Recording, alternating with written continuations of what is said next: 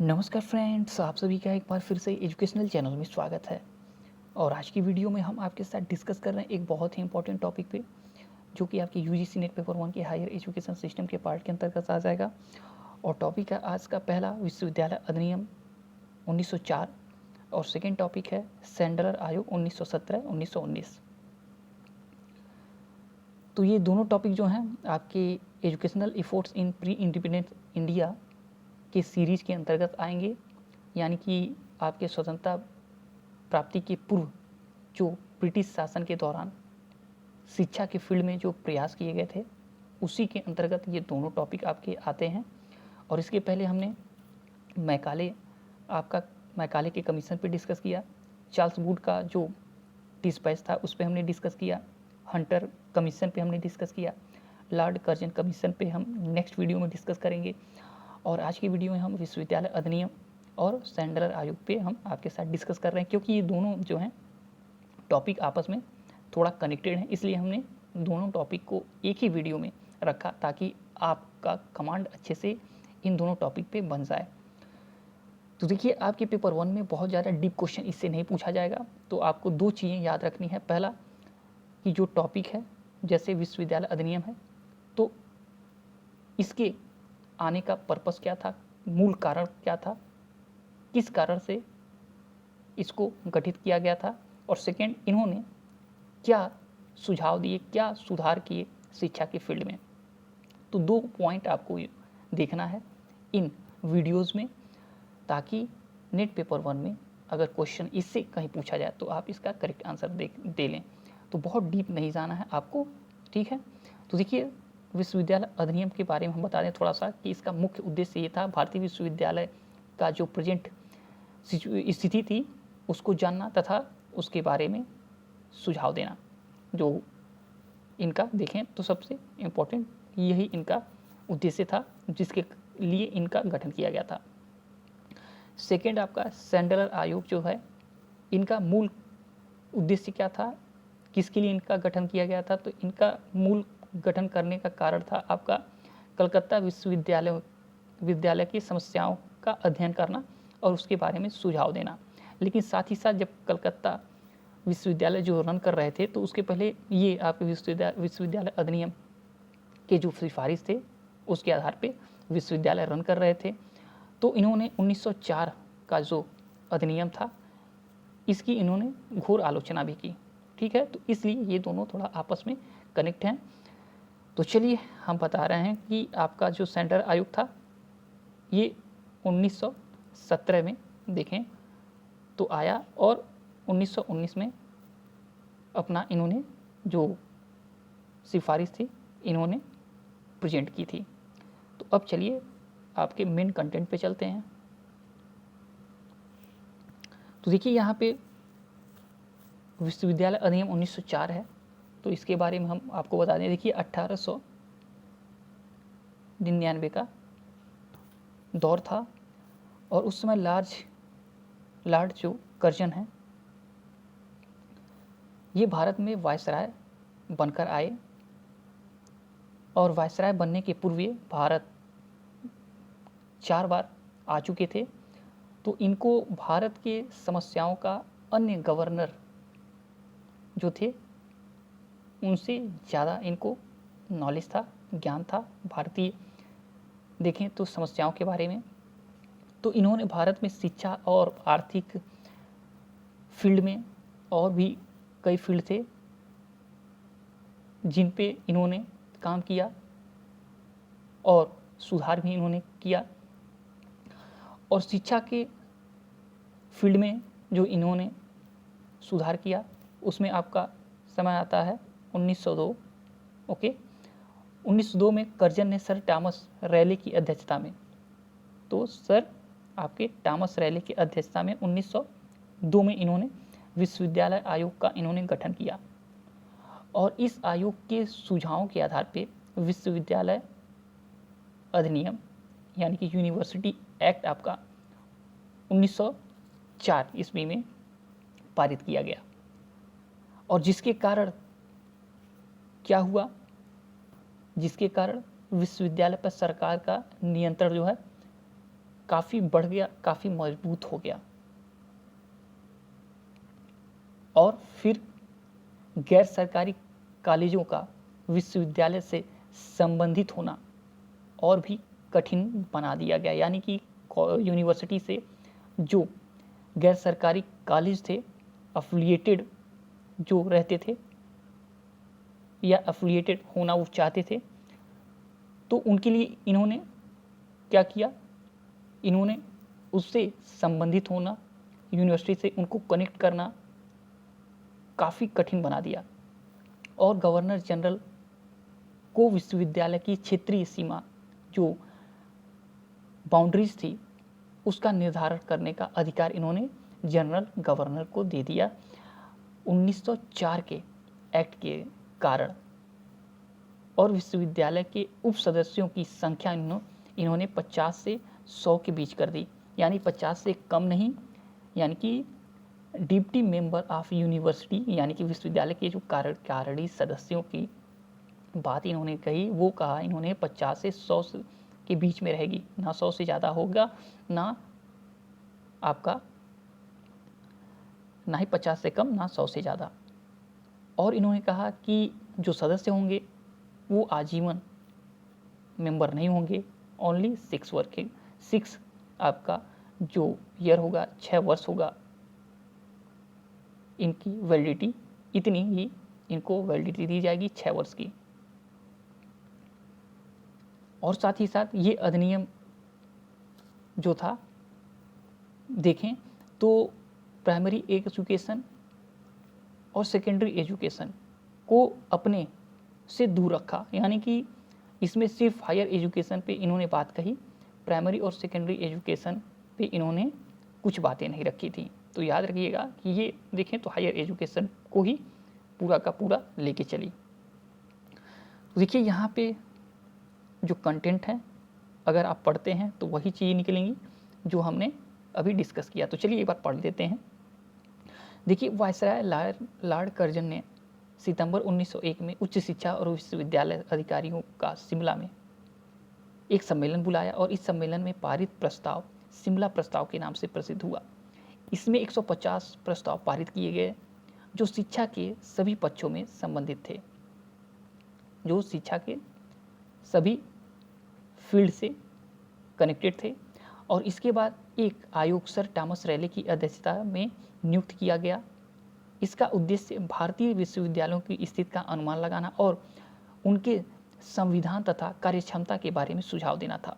इस आयोग के आधिकारिक क्षेत्र की परिधि से प्राथमिक और माध्यमिक शिक्षा दूर थी। इसकी संस्तुतियों के आधार पर 1904 में भारतीय विश्वविद्यालय अधिनियम इंडियन यूनिवर्सिटी एक्ट 1904 पारित किया गया। और इस अधिनियम की मुख्य जो प्रावधान थे वो इस प्रकार थे। पहला, अध्ययन तथा शोध को बढ़ावा देने के लिए विश्वविद्यालयों में योग्य प्राध्यापकों यानी कि आपके जो लेक्चरर थे तथा आपके व्याख्याताओं, ओके, यानी कि यहाँ पे प्राध्यापकों यानी प्रोफेसर एंड आपका व्याख्याताओं यानी कि लेक्चरर की नियुक्ति हो। किसके लिए? आपके अध्ययन तथा शोध को बढ़ावा देने के लिए तथा उपयोगी आधारभूत संरचना स्थापित किया जाए, यानी कि इंफ्रास्ट्रक्चर की इन्होंने बात की वो बेहतर हो। देखिए, कहा गया है कि विश्वविद्यालय के उप सदस्यों की संख्या 50 से कम तथा 100 से अधिक न हो और उनकी सदस्यता आजीवन की बजाय केवल 6 वर्ष के लिए हो। उप सदस्य सरकार द्वारा मनोनीत हों और उनकी कार्यावधि 6 वर्ष हो। कहा गया है कि अधिनियम से विश्वविद्यालयों पर सरकारी नियंत्रण बढ़ गया तथा सरकार को विश्वविद्यालय की सीनेट द्वारा पारित प्रस्ताव पर निषेधाधिकार वीटो प्राप्त हो गया। और इस अधिनियम द्वारा गैर शासकीय कॉलेजों पर यानी कि जो शासक के अंतर्गत यानी प्राइवेटीकरण वाले जो कॉलेज थे उनके ऊपर सरकारी नियंत्रण जो है वो काफ़ी कठोर हो गया। और इसके अंतर्गत गवर्नर जनरल को भारतीय विश्वविद्यालय की क्षेत्रीय सीमा निर्धारित करने का अधिकार दे दिया गया। साथ ही कॉलेजों को विश्वविद्यालय से संबद्ध करने का अधिकार सरकार ने अपने नियंत्रण में ले लिया। तो ये मूल चीज़ें थी आपके भारतीय विश्वविद्यालय अधिनियम की। तो चलिए अब चलते हैं आपका सैंडलर आयोग के बारे में हम जानते हैं, जिसको हम कलकत्ता विश्वविद्यालय आयोग के नाम से भी जानते हैं। देखिए, ये आपका सैंडलर आयोग यानी कि जिसको हम कलकत्ता विश्वविद्यालय आयोग के नाम से भी हम जानते हैं। देखिए, यहाँ पे कहा गया है कि आपके सन 1917 ईस्वी में सरकार ने डॉक्टर माइकल सैंडलर के नेतृत्व में कलकत्ता विश्वविद्यालय की समस्याओं के अध्ययन हेतु एक आयोग नियुक्त किया और सैंडलर आयोग ने 1904 के विश्वविद्यालय अधिनियम की कड़ी आलोचना करते हुए निम्नलिखित सिफारिशें प्रस्तुत की। तो हमने अभी डिस्कस किया आपके साथ इसके पहले कि 1904 में क्या क्या हुआ आपके आयोग के गठन के बाद। देखिए, सबसे पहले जो है इन्होंने कहा कि इंटरमीडिएट कक्षाएं विश्वविद्यालय से पृथक हों। इंटरमीडिएट कक्षाएं विश्वविद्यालय से पृथक हों यानी कि क्या होता था, 10th के बाद डायरेक्ट यूनिवर्सिटी यानी उच्च शिक्षा में लोग प्रवेश पाते थे। तो इन्होंने +2 की भी एक यहाँ पे व्यवस्था कर दी, जो कि विश्वविद्यालय से अलग इन्होंने किया कि जो आपका 10 हो +2 हो और फिर आपका विश्वविद्यालय में प्रवेश हो। तो इंटरमीडिएट कक्षाएं विश्वविद्यालय से पृथक हों, यहाँ पे बात कही गई। और फिर इन्होंने इंटरमीडिएट जो था, इंटरमीडिएट कक्षाएं विश्वविद्यालय से पृथक हों। साथ ही साथ इंटरमीडिएट परीक्षाओं के संचालन हेतु माध्यमिक बोर्ड का गठन किया जाए। इन्होंने अपनी मूल सिफारिशों में इन्होंने रखा। कलकत्ता विश्वविद्यालय को भारत सरकार के नियंत्रण से मुक्त कर बंगाल सरकार के अधीन किए जाने की इन्होंने बात की। स्नातक स्तर पर इन्होंने 3 वर्षीय पाठ्यक्रम हो, इन्होंने कहा। साथ ही इन्होंने कहा कि प्रत्येक विश्वविद्यालय में एक कुलपति नियुक्त किए जाएं, साथ ही अंतर विश्वविद्यालय स्थापित किए जाएं। इन्होंने महिला शिक्षा पर जोर दिया जाए तथा औद्योगिक व प्रशिक्षण से जुड़ी समस्याएं विश्वविद्यालय द्वारा निपटाई जाएं। सैंडलर आयोग के सुझाव पर उत्तर प्रदेश में एक बोर्ड ऑफ सेकेंडरी एजुकेशन की स्थापना भी हुई और सैंडलर आयोग की रिपोर्ट पर मैसूर, पटना, बनारस, अलीगढ़, ढाका, लखनऊ और हैदराबाद में विश्वविद्यालय भी स्थापित किए गए थे और शिक्षा अब प्रांतीय विषय बन गया।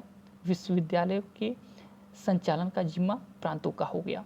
ठीक है, यानी कि जो विश्वविद्यालय के संचालन का जो जिम्मा हो गया वो देखें तो राज्य लेवल पे हो गया, प्रांत लेवल पे हो गया। तो ये चीज़ें निकल के हैं आपके किसके अंतर्गत, आपके सैंडलर आयोग के अंतर्गत। तो अब आपको समझ में आ गया होगा कि इनके काम क्या थे दोनों के, यानी कि आपका जो विश्वविद्यालय अधिनियम था 1904, उनका काम क्या था, भारतीय विश्वविद्यालय की स्थिति को देखना, जानना, पहचानना, उनकी समस्याओं को देखना, उनके कार्य क्षमता के बारे में सुझाव देना, मेन का यही था। और आपके सैंडलर आयोग का क्या काम था, इनका काम कलकत्ता विश्वविद्यालय के समस्याओं पे फोकस करना। लेकिन कलकत्ता विश्वविद्यालय के समस्याओं का अध्ययन करते करते इन्होंने पाया कि 1904 के जो विश्वविद्यालय अधिनियम था उसमें इन्होंने खामियां पहचानी जानी और कड़ी आलोचना करते हुए इन्होंने अपनी यहाँ पे सुझाव प्रस्तुत किया, जिसमें कि महिला शिक्षा पे भी इन्होंने जोर दिया, औद्योगिक और प्रशिक्षण से जुड़े देखें समस्याएं जो थे विश्वविद्यालय से कनेक्टेड, उस पर भी इन्होंने फोकस किया। इन्होंने इंटरमीडिएट परीक्षा के संचालन के लिए माध्यमिक बोर्ड का गठन करने पे इन्होंने जोर दिया और साथ ही साथ इन्होंने इंटरमीडिएट को विश्वविद्यालय शिक्षा मतलब विश्वविद्यालय के अंतर्गत जो आते थे उसको हटा के अलग कर दिया। यानी कि आपका 10+2 का जो देखें सिस्टम यहाँ पे इन्होंने प्रेजेंट किया कि विश्वविद्यालय के अंतर्गत इंटरमीडिएट का जो देखें तो जो व्यवस्थाएं थी इंक्लूड होती थी हायर एजुकेशन में ही, उसको हटा के बाहर निकाल दिया और इन्होंने +2 को अलग कर दिया। ठीक है, तो 10 आपका +2 और फिर आपका यूनिवर्सिटी एजुकेशन इन्होंने बनाया, मतलब सिफारिश की इसके लिए। तो ये चीज़ें मूल थी आपके दोनों टॉपिक के अंतर्गत। तो अब आपका वीडियो का जो पूरा का पूरा कंटेंट था यहीं पे समाप्त होता है। और इससे जुड़ा हुआ कोई भी अगर आपको प्रॉब्लम हो, समस्या हो, या लग रहा हो कि कहीं पे हमने कोई एरर किया है, तो आप लोग ज़रूर कमेंट करिएगा ताकि किसी और को इस एरर के साथ आगे वीडियो हम ना जारी रखें और हम उसमें सुधार करके आपको फिर से नया वीडियो आपको प्रोवाइड कर सकें। तो चलिए, जब तक कि नेक्स्ट वीडियो नहीं लाते हैं तब तक के लिए thanks for watching educational channel, और आपका दिन बहुत बहुत शुभ हो।